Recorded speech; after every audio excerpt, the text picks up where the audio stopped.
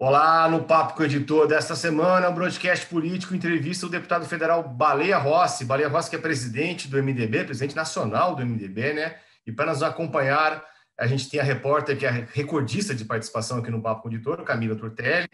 Muito bem-vinda, Camila, e muito bem-vindo, deputado. Muito obrigado por nos atender e aceitar esse convite. Bom dia, Gustavo. Bom dia, Camila. Bom dia a todos da TV Estadão. Um prazer poder conversar um pouco sobre a conjuntura política com vocês. Deputado, os partidos de oposição criaram um movimento, foi antecipado, inclusive, pela gente, pelo broadcast político, para pressionar o presidente da Câmara, Arthur Lira, em acatar um dos mais de 100 pedidos, mais uma centena de pedidos de impeachment contra Jair Bolsonaro. O MDB vai encampar essa ideia e eu queria saber do senhor também se há clima político para esse movimento prosperar. Olha, o MDB tem se caracterizado por um papel de independência no parlamento, independência perante o governo federal. Temos compromissos com a pauta, principalmente a pauta econômica, que nos preocupa muito, porque o partido é reformista.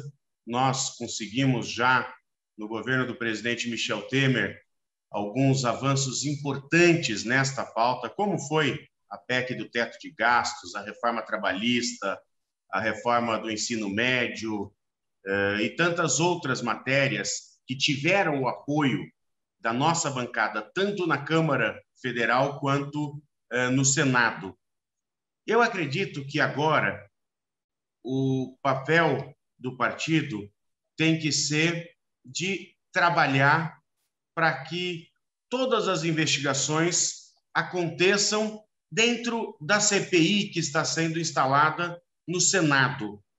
Você tem o papel da oposição, que, claro, tem o nosso respeito, tem o papel dela no parlamento, que é sempre tensionar. Agora, acredito que depois da CPI é que nós podemos analisar se as investigações vão prosperar ou não. Não entendo que este momento é o momento para se dar início a um processo de impedimento do presidente. Presidente, depois a gente volta um pouquinho mais para falar sobre a CPI, mas eu queria entender um pouquinho melhor do senhor esse movimento que aconteceu nessas últimas 2 semanas sobre o MDB se unir ao Cidadania na Câmara, que é um partido que muitas vezes tem se colocado como oposição, principalmente no Senado, né? Muito mais no Senado. O que isso significa? O que isso desenha para 2022? O que a gente pode ler disso? E se outros partidos devem se juntar a esse bloco também? Olha, o líder do MDB hoje é o deputado Isnaldo Bulhões, que é um jovem parlamentar de Alagoas, que tem feito um belíssimo trabalho na Câmara dos Deputados. E o sentido desta união com o Cidadania é o fortalecimento na Câmara Federal. É um bloco parlamentar na Câmara, não aconteceu no Senado, mas claro que aproxima os dois partidos, não só na construção de uma agenda que é comum aos dois partidos, que são reformistas, que querem agora ajudar na construção de saídas para esta pandemia. É importante lembrar que 100% dos projetos que foram encaminhados pelo governo federal para o enfrentamento da pandemia tiveram apoio integral, não só do MDB, mas do Cidadania e de outros partidos do Centro Democrático.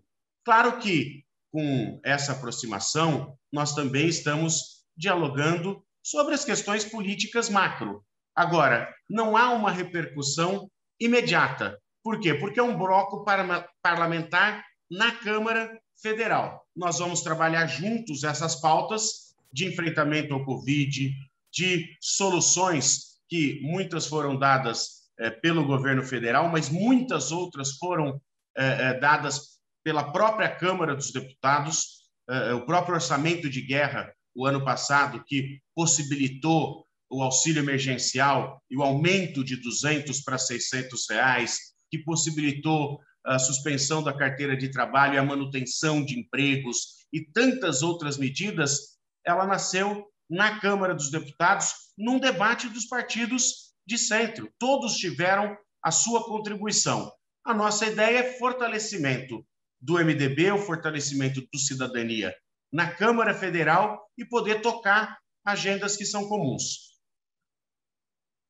Deputado, a gente queria saber do senhor assim, a posição do MDB em relação a dois movimentos políticos que aconteceram recentemente, né? A gente teve no final de semana, ontem, a entrevista do Danilo Gentili, né, ao apresentador Danilo Gentili ao Estadão, dizendo que muitos políticos temem uma candidatura dele para presidente da República.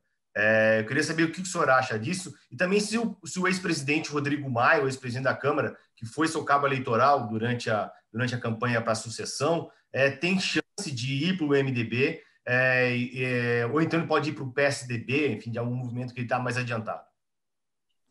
Olha, eu acho que todos os nomes que estão sendo colocados para o debate, que queiram participar da vida pública, eles são importantes. O Danilo Gentili não é diferente. Eu acho que está havendo um debate dos partidos de centro buscando uma terceira via, que não seja dos extremos, que busque algum candidato que una os partidos que pensam de forma semelhante, que buscam um equilíbrio, que busquem as reformas que a gente tanto esperou. Nós conseguimos superar a reforma da Previdência no início desse governo, mas depois nós temos ainda a reforma tributária, que está absolutamente pronta para ser deliberada, precisa de um pequeno empurrão por parte do governo federal, porque o texto já está absolutamente maduro pelo nosso relator, o deputado Aguinaldo Ribeiro.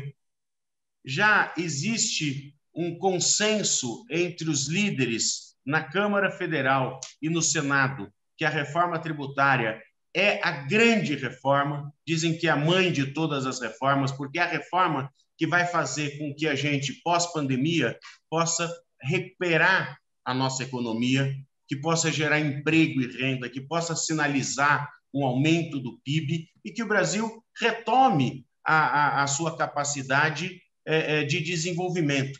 Nós temos a reforma administrativa, que vai, volta, agora está parada na Comissão de Constituição e Justiça, que precisa ser votada para depois ir para a comissão especial e para começar a ser debatida. Nós temos muitos projetos, claro, neste momento que a gente vive um momento absolutamente crítico da pandemia, com mais de 360 mil mortos no Brasil, um momento muito triste, o foco tem que ser o enfrentamento da pandemia. Mas algumas reformas, elas podem ser debatidas em paralelo para que no pós-pandemia a gente possa votar matérias estruturantes que possam dar condições do país reagir. Então, não vejo nenhuma dificuldade de dialogar com todos aqueles que acreditam que este seja o caminho. Eu não acho que nós temos que discutir agora nomes, nós não temos que fulanizar a sucessão. E acho ainda que, neste momento, se discutir 22, você pode perder energia para aquilo que mais interessa, que é o enfrentamento da pandemia. Nós precisamos de uma gestão nacional das estratégias, de um protocolo único, de uma orientação e uma organização nacional para que a gente não tenha nenhum tipo de dificuldade de desinformação da população quanto à necessidade, primeiro, de vacina.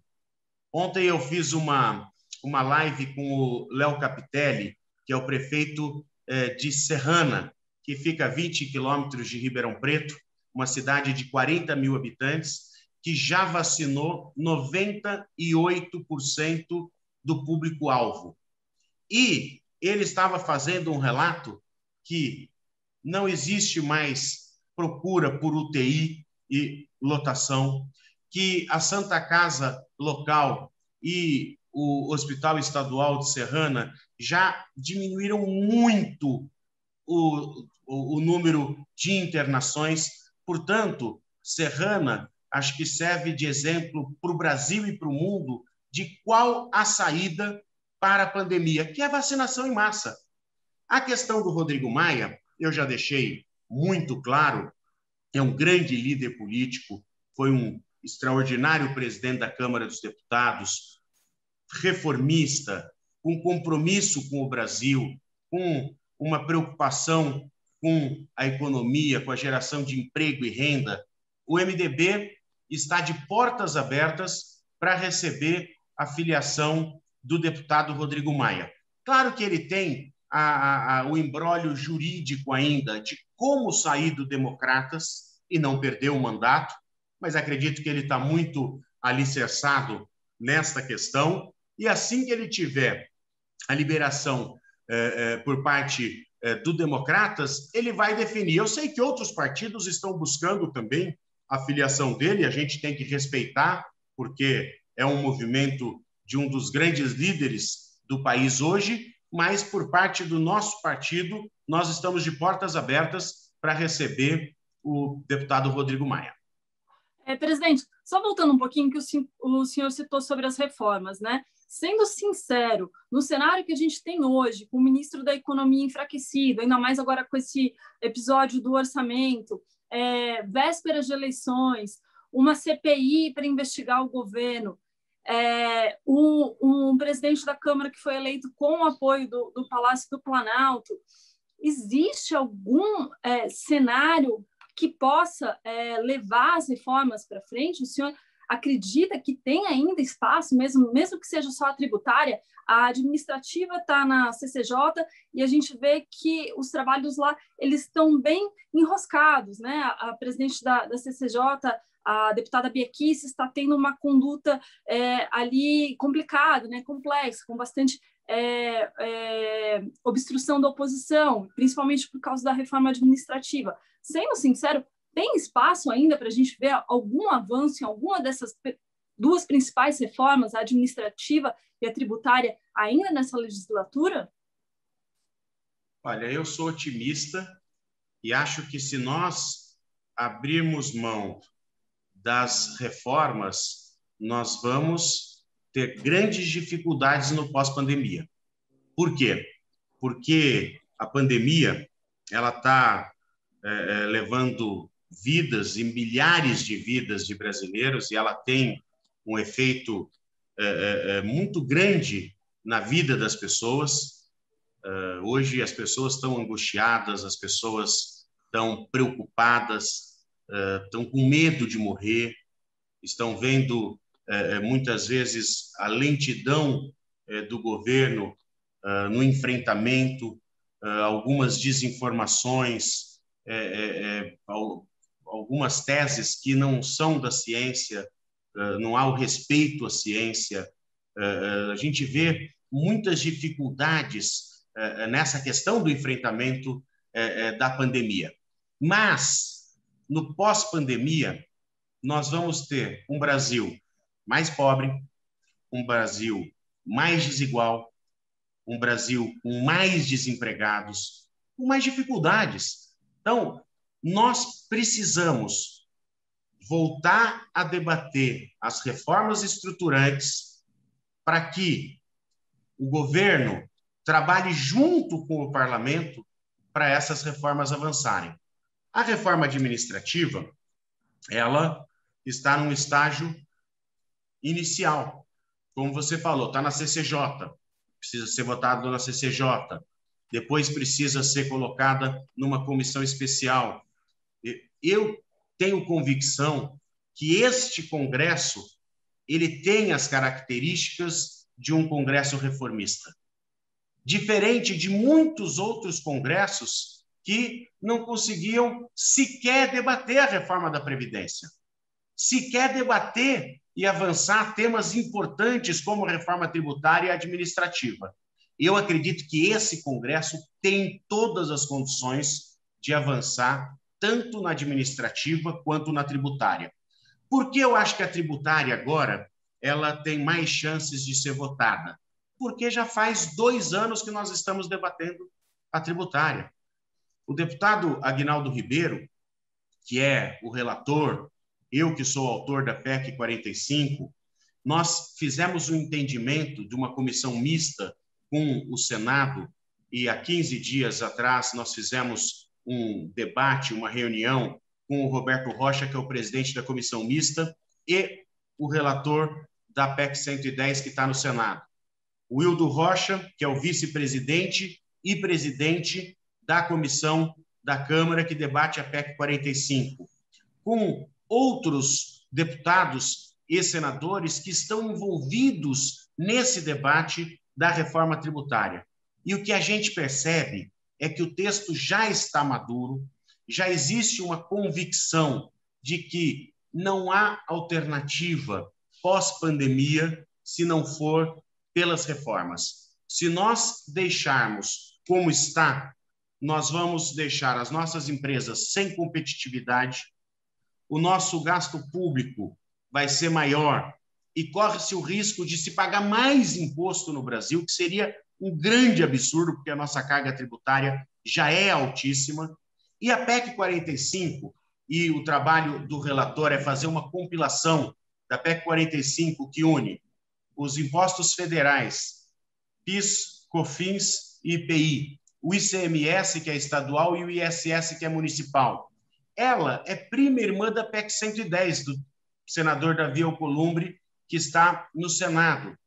E é muito próxima, em termos de simplificação, da CBS, que é o projeto apresentado pelo ministro Paulo Guedes. Portanto, será feita uma compilação das 3 propostas para que a gente tenha uma simplificação tributária, para que acabe com a guerra fiscal, para que diminua o custo do Brasil, para que as pessoas possam investir, possam gerar emprego e renda. Se nós não tivermos essa perspectiva no pós-pandemia, nós vamos ter muitas dificuldades econômicas. Então, eu sou otimista. Nós pedimos até uma reunião com o presidente da Câmara, Arthur Lira, e com o presidente do Senado, Rodrigo Pacheco, para a gente estabelecer procedimentos e calendários. Então, nós vamos trabalhar firmemente pela reforma tributária.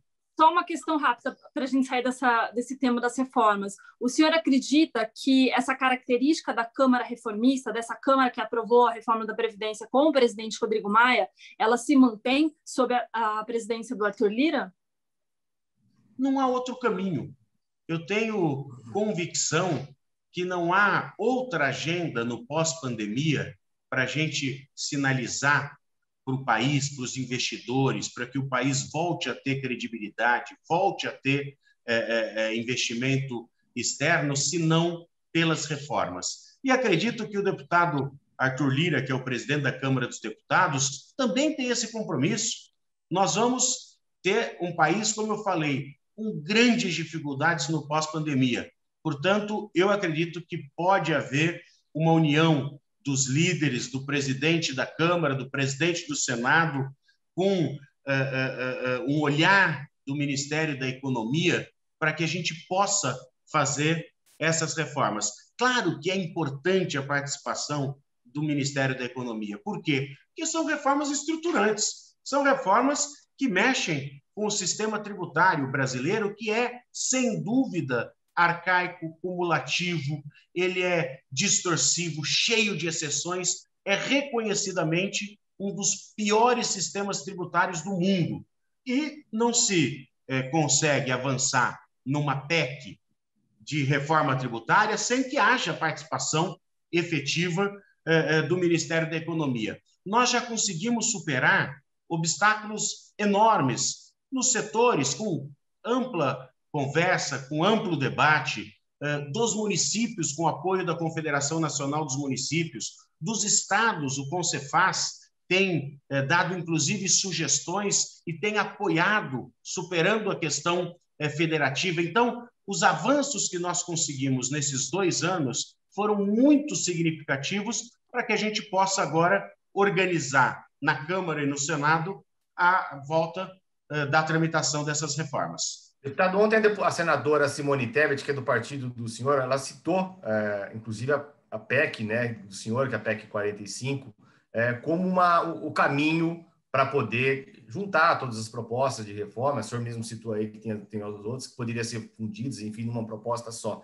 Mas ela salientou que a dificuldade, o senhor citou agora a questão do Ministério da Fazenda, todos os deputados que a gente entrevistou aqui, quase todos os deputados, criticaram o ministro Paulo Guedes. Assim, ela citou dificuldades de se aprovar uma reforma dessa num governo que está enfraquecido como o atual, e também citou a questão do fundo, né, bilionário que pode ser criado para compensar as perdas de arrecadação de estados e municípios. Segundo ela, esse fundo seria impagável para o governo, que já está enfrentando, né, muita dificuldade, né, com rombos e rombos bilionários, né, centenas de bilhões de reais todos os anos. Como é que a gente conseguiria fechar essa questão, deputado, diante de tantas dificuldades de um governo fraco e desse fundo impagável, segundo a senadora? A ideia da PEC 45 e das demais propostas é, primeiro, não aumentar a carga tributária, porque seria um contrassenso aumentarmos uma carga tributária que já é muito alta, que já é impeditiva de investimento. Mas ela é neutra. Ela, na verdade, vai fazer com que a arrecadação que se tem hoje, ela se mantenha. Por quê?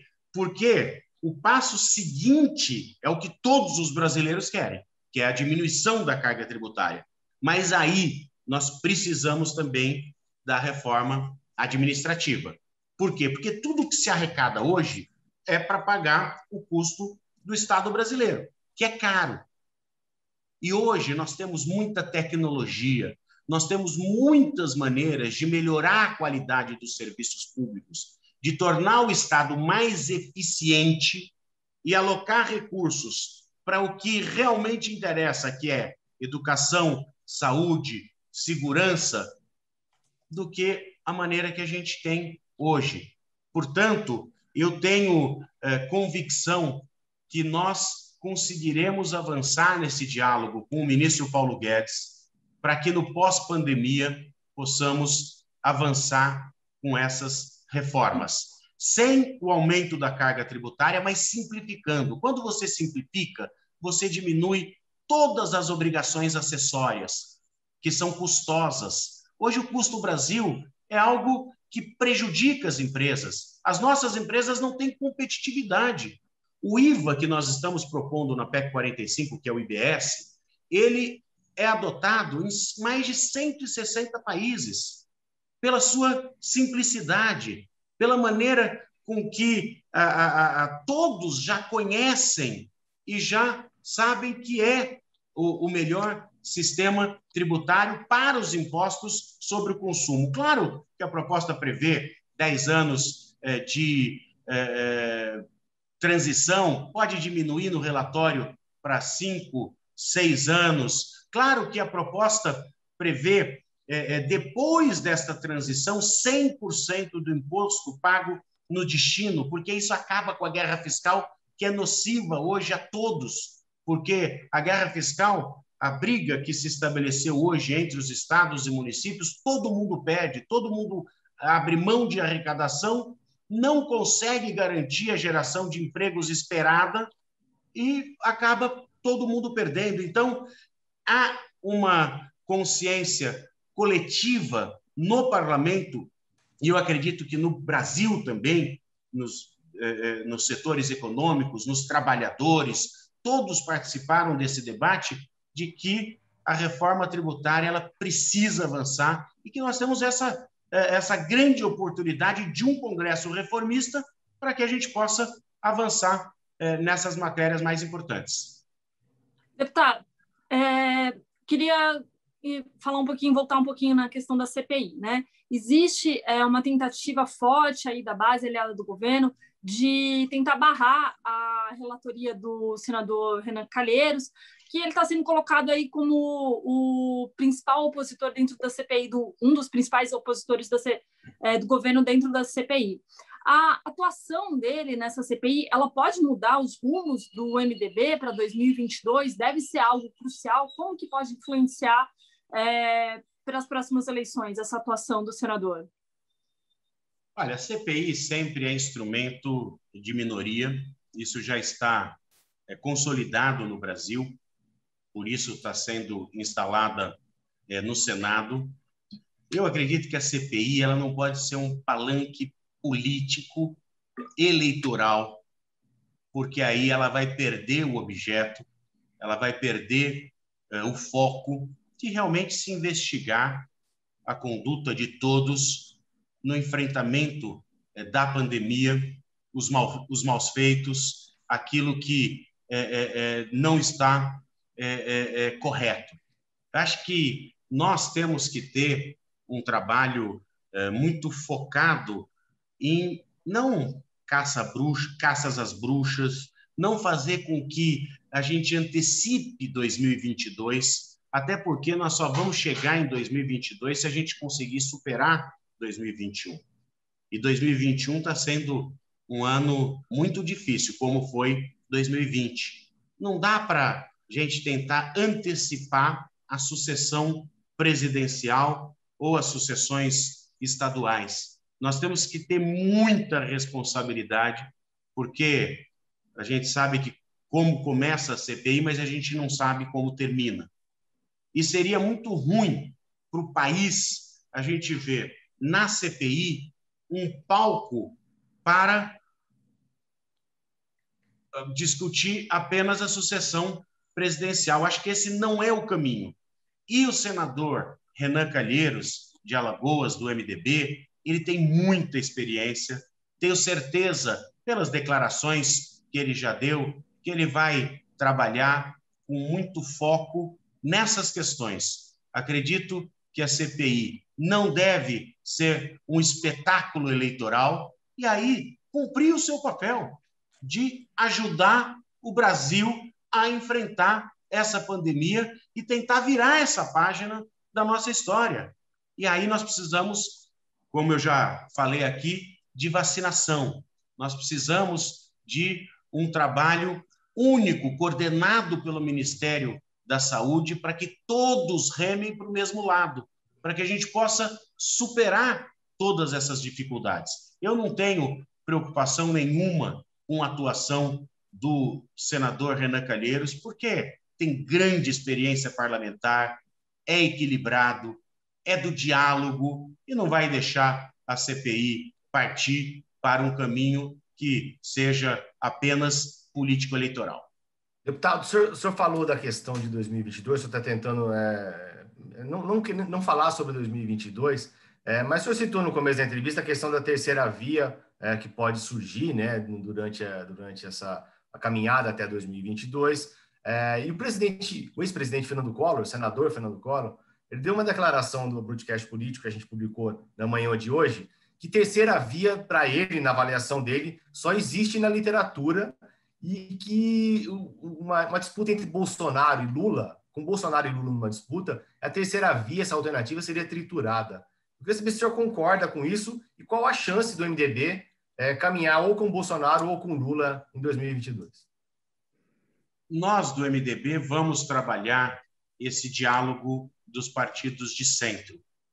Por quê? Porque nós tivemos, em 2018, uma eleição muito polarizada. Uma eleição atípica. Se nós pegarmos as características das últimas eleições presidenciais e nas últimas eleições municipais, nós podemos dizer que a eleição de 2018 foi com as suas características de polarização, de enfrentamento de rede, onde os extremos se destacaram. Se nós pegarmos a eleição de 2020, as municipais, nós já tivemos uma mudança no comportamento do eleitor, não dos candidatos. Os candidatos, muitos deles, continuaram com as características da eleição de 2018, querendo lacrar nas redes sociais, querendo discutir aquilo que não era importante para o município, mas que tinha repercussão nacional. E o que nós vimos do resultado da cabeça do eleitor, que, através do voto direto, colocou as suas ideias, que buscaram mais experiência, mais ponderação, mais equilíbrio, alguém que pudesse resolver os problemas da cidade. Então, o fato é que na eleição de 18 para 20, o próprio eleitor mudou um pouco o seu posicionamento. Eu acredito que para 2022 nós vamos manter este equilíbrio do eleitor. Vai buscar algo mais moderado, não vai buscar os extremos, vai buscar uma alternativa que possa significar o foco nas reformas, naquilo que interessa para a população, que é geração de emprego e renda. Vai buscar alguém que represente este centro. Então, nós vamos trabalhar dentro do MDB e tem crescido muito a vontade das nossas lideranças de uma candidatura própria, e eu estou conversando agora com todos os deputados federais individualmente, com todos os senadores individualmente, com todos os presidentes estaduais do partido, para a gente começar a discutir 22. Agora, eu confesso que esta é uma discussão interna. Por quê? Porque no meio dessa pandemia, você começar a discutir sucessão, eu acho que a gente perde o foco, a gente perde energia e a gente acaba, ao invés de ajudar, acaba bagunçando o quadro. Então, o MDB vai se posicionar, o MDB já está dialogando internamente e assim que essa pandemia for superada, nós vamos também apresentar as nossas propostas, as nossas ideias e, claro, podemos também apresentar nomes que possam representar um candidato mais centrado, que possa representar o centro democrático, e mantemos o diálogo com outros partidos com as mesmas características que o nosso. Presidente, nosso tempo está acabando, mas eu quero fazer uma última pergunta aqui para o senhor, pedir para o senhor entrar num momento autocrítica e perguntar: aonde o senhor acha que errou na eleição para a presidência da Câmara? Olha, eu aprendi muito nessa disputa. Eu estou no meu segundo mandato de deputado federal e tive apoios importantíssimos, como do presidente Rodrigo Maia, de vários partidos. Nós defendemos bandeiras que nós acreditamos. Eu não mudaria em absolutamente nada daquilo que eu defendi como candidato a presidente da Câmara dos Deputados, que era uma Câmara independente, que era a defesa das instituições, a defesa intransigente da nossa democracia, muitas vezes atacada. Eu acho que, claro que a gente sabe que a força do governo é algo real, e o governo entrou com todas as suas forças para eleger o deputado Arthur Lira. Respeitei, como respeito sempre, a vontade dos parlamentares e do voto. Eu sou um democrata, vou continuar ajudando o nosso país. Não é porque eu não fui eleito presidente da Câmara que eu mudei a minha conduta, não mudarei a minha conduta, continuo acreditando nas reformas, continuo achando que uma Câmara independente é melhor para o Brasil, porque uma Câmara independente ela se conecta aos anseios da sociedade e não vira uma Câmara que apenas colabora com aquilo que o governo federal quer. Eu não saberia fazer uma justificativa única de onde nós erramos. Eu acho que no posicionamento eu não mudaria absolutamente nada.